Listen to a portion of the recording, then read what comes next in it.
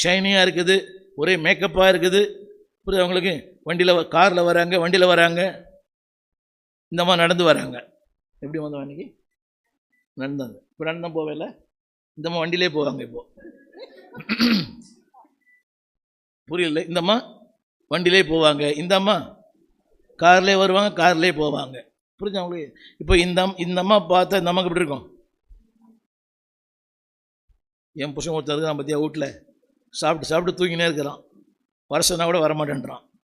இந்த புருஷன் ஃபோன் பண்ண அடுத்த நிமிஷம் வந்துடுறான். புரியவே இல்லைல்ல? சொல்லுங்கள், இது ராஜா அரசு ஆளுவது.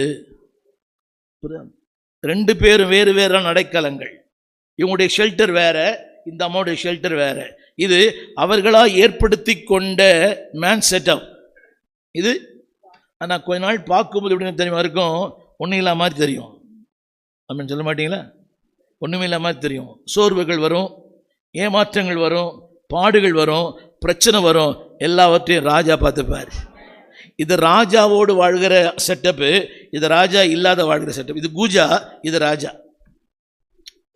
இவன் அந்த வசனம் படிச்சு 28:17 பொய் என்னும் அடைக்கலம்.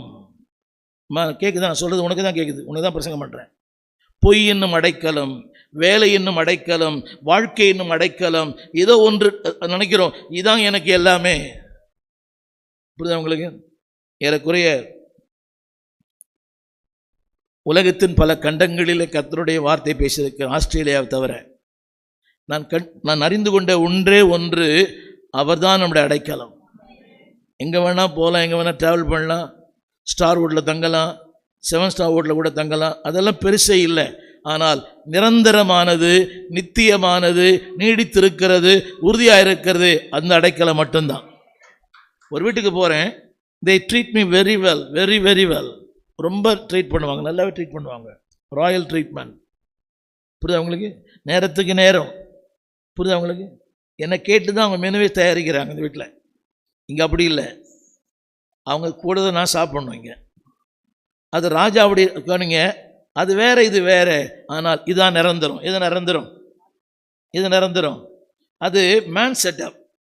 நான் போகிறேன், ஏதோ என் மேலே அன்பாக இருக்கிறாங்க, நான் பிரசங்கம் பண்ணுறேன், சொல்கிறாங்க ரொம்ப நல்லா இருக்குதுங்க. அது இந்தியா இங்கேயும் வெளியே கூட. ஆனால் ஒன்று, இது இந்த செட்டப் வந்து கொஞ்ச நாள் நிற்கும். இந்த செட்டப் என்ன பேர்? 28:17 பொய் என்னும் அடைக்கலம். ஹலோ, எனக்கு தெரியுமா? நான் ஜிம்முக்கெல்லாம் போகிறேன், 6 பேக் 7 பேக்கா, கடைசியில் ஒரு பேக் கூட இருக்காது. இது பாவம்.